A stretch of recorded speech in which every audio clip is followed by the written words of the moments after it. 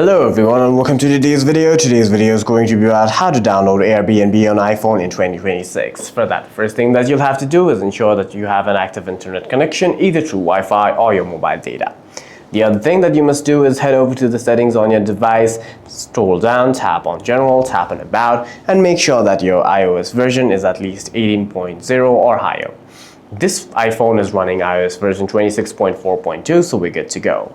After that, what you can do is head over to the App Store on your device and then in the search bar, simply search for Airbnb. Tap on Airbnb and then hit the download icon right next to Airbnb. Make sure that you're signed in to the App Store through your Apple ID, else the App Store will ask you to log in through your Apple ID, in which you'll have to enter your credentials and verify that it is you. You'll only be able to download apps from the App Store after you've logged in with your Apple ID.